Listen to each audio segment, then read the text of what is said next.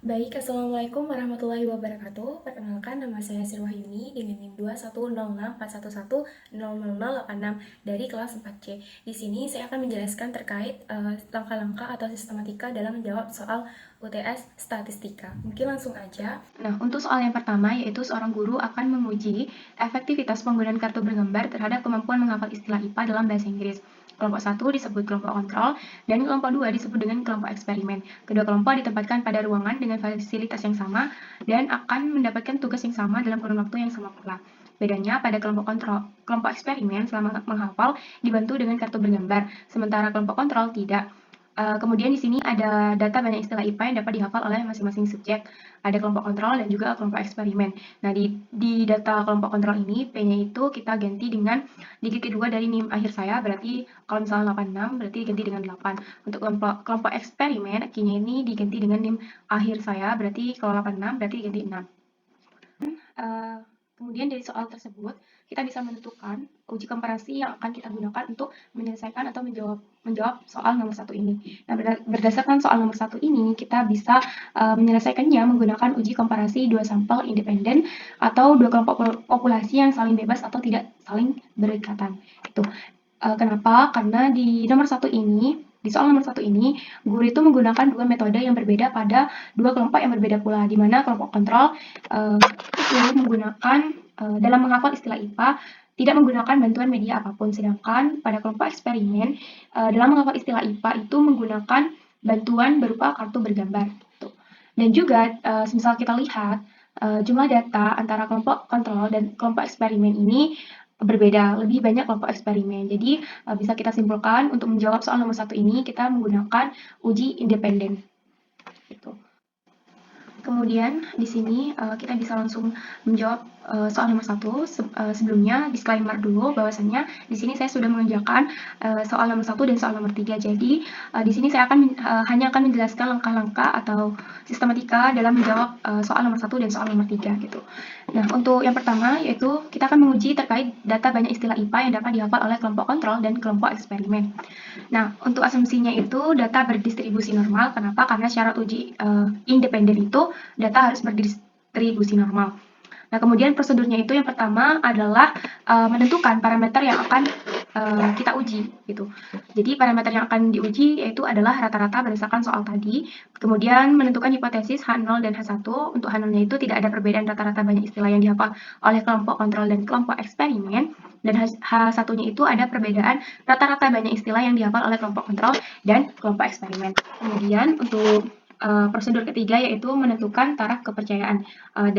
Di soal tadi, taraf kepercayaannya itu sudah ditentukan sebesar 95%. Artinya, taraf signifikannya itu alfa sama dengan 0,05. Kemudian, yang keempat, memilih statistik uji yang sesuai. Nah, seperti yang saya katakan tadi, di soal nomor 1 ini kita akan menggunakan uji T independen gitu. Selanjutnya, kita akan melakukan uji homogenitas. Ini dilakukan untuk mengetahui apakah kedua kelompok ini memiliki ragam yang homogen atau tidak homogen gitu. Kemudian prosedur yang keenam kita akan melakukan uji T independen dan yang terakhir kita akan membuat kesimpulannya. Kemudian di sini saya sudah memasukkan data dari kelompok kontrol dan kelompok eksperimen. Ini adalah data dari kelompok kontrol, dan ini adalah data dari kelompok eksperimen. Kemudian, sebelum kita akan melakukan uji homogenitas, maka kita harus menentukan mana yang termasuk variabel 1, mana yang termasuk variabel 2. Nah, bagaimana cara menentukannya? Yaitu dengan, misalkan di sini kita klik ya di kolom ini, sama dengan var titik s, kemudian buka kurung, kita blok dari angka 5 ini sampai angka 6, kemudian enter. Sama halnya dengan kelompok eksperimen, kita lakukan sama dengan var.s, kemudian kita buka kurung, kemudian kita blok dari angka 7 sampai angka 8.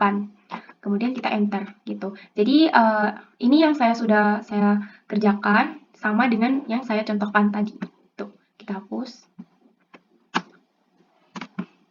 Kita hapus terlebih dahulu. Jadi bisa kita lihat bahwasannya hasilnya itu kelompok eksperimen lebih tinggi daripada kelompok kontrol. Jadi kelompok eksperimen itu termasuk variabel 1 dan kelompok kontrol itu termasuk variabel 2. Kemudian setelah itu kita melakukan uji FS yaitu dengan klik data, kemudian data analisis, Nah, di sini kita cari f-test to sample for variance. Ini. Kemudian kita klik OK. Kemudian variabel satu range itu kita blok dari eksperimen ini, dari kolom eksperimen sampai angka 8. Kemudian untuk variabel 2-nya itu kita blok dari kolom kontrol sampai angka 6. Kemudian labelsnya itu dicentang, alfanya tetap 0,05, kemudian klik output range biar tetap di satu ini. Kemudian untuk kolom di sini bisa diklik di sembarang tempat ya. Kita bisa memilih di sini atau di sini atau di sini terserah. Tapi karena di sini saya sudah mengerjakan, jadi nanti hasilnya itu akan seperti ini. Kemudian yang kita perlukan dari hasil data kita melakukan f-test ini yaitu adalah f, kemudian f kritikal atau f tabel, dan p-nya. Nah, di sini bisa kita asumsikan berdasarkan ini ya, kita copy terlebih dahulu biar lebih mudah dilihat.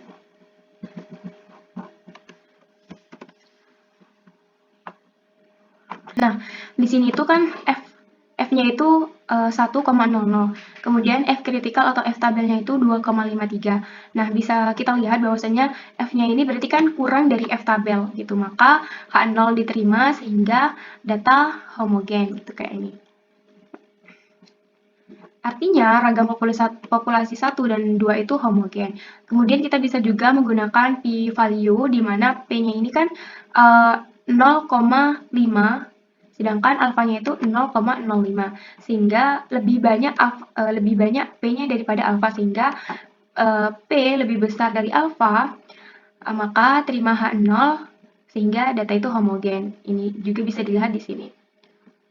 Nah, kemudian ketika kita sudah melakukan f-test-nya, kemudian kita bisa uji T independen. Bagaimana caranya? Sama seperti tadi. Sebentar, saya perkecil terlebih dahulu. Tadi kan kita melakukan f-test, tapi sekarang kita melakukan t-test gitu. Bagaimana caranya? Kita klik data, kemudian data analisis, kemudian kita cari t-test to sample assuming equal variance yang ini, kemudian kita OK. Untuk variabel satunya itu kita masukkan dari eksperimen ini sampai angka 8. Kemudian untuk variabel 2-nya ini kita masukkan dari kontrol sampai angka 6. Kemudian kita centang labelsnya, alfanya tetap 0,05. Kita pilih output range dan di sini kita pilih kolom terserah karena di sini saya sudah mengerjakan. Jadi nanti hasilnya itu akan seperti ini. Kemudian bisa kita asumsikan atau kita simpulkan melihat dari tabel hitam ini. Jadi kan di sini ada T-stat atau T hitung, kemudian ada T tabel atau T kritikal, kemudian P-nya juga. Nah, bisa lihat juga di tabel hitam ini, jika T hitung lebih besar dari T tabel, maka tolak H0 alias terima H1. Jadi di sini karena T hitung atau T-statnya itu lebih besar, yaitu 2,19, lebih besar daripada T tabel atau T kritikal, yaitu 2,04, maka tolak H0 alias terima H1. Kemudian bisa juga kita menggunakan p-value, di mana karena P di sini itu 0,03, artinya kurang dari 0,05, kayak lebih besar 0,05, maka H0 ditolak sehingga H1 diterima. Sehingga bisa kita simpulkan bahwasannya H1-nya itu ada perbedaan rata-rata banyak istilah yang dihafal oleh kelompok kontrol dan kelompok eksperimen. Sama seperti sini, kesimpulannya itu ada perbedaan rata-rata banyak istilah yang dihafal oleh kelompok kontrol dan kelompok eksperimen. Nah, untuk soal nomor 3, yaitu suatu pelatihan dilakukan untuk meningkatkan minat belajar siswa SMPA Bangkalan. Untuk menguji keefektifan pelatihan tersebut, 18 peserta pelatihan diberikan pretest sebelum pelatihan dan post-test setelah pelatihan. Kemudian data hasil pretest dan post-test sebagaimana tertera pada tabel berikut ini. Untuk pretest, di sini 6A, A-nya itu diganti dengan angka 2 digit kedua dari NIM akhir saya, berarti 8, dan di post-test ini 7B-nya itu diganti dengan digit terakhir NIM saya yaitu 6. Kemudian dari soal nomor 3 itu kita bisa menentukan uji komparasi yang akan digunakan untuk menjawab soal nomor 3 tersebut.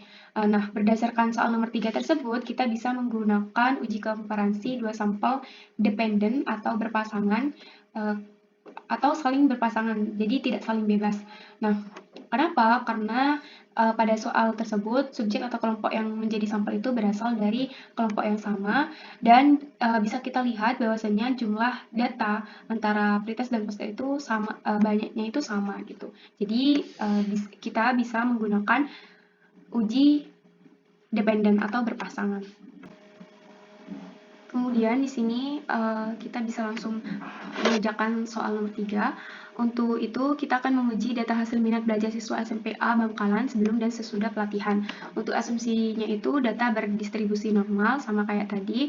Untuk prosedurnya itu kita pertama menentukan parameter yang akan diuji. Parameter yang akan diuji itu adalah ada rata-rata. Kemudian kita menentukan hipotesisnya. Untuk hipotesisnya itu H0 tidak ada perbedaan rata-rata minat belajar siswa sebelum dan sesudah pelatihan.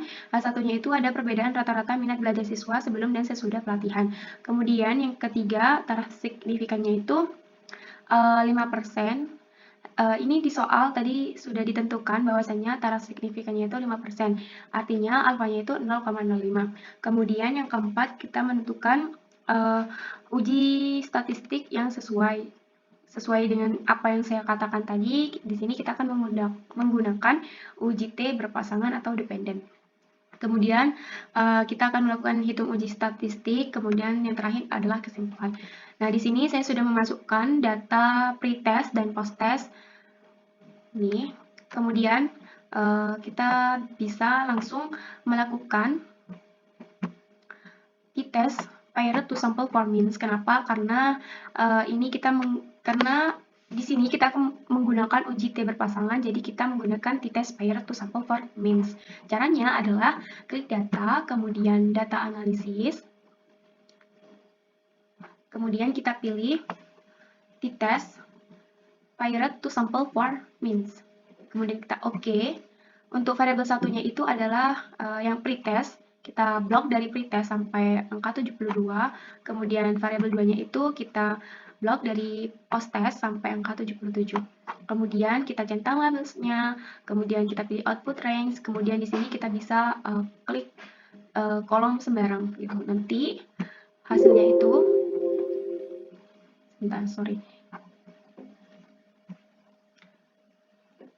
Nah, kemudian nanti hasilnya itu bakalan seperti ini.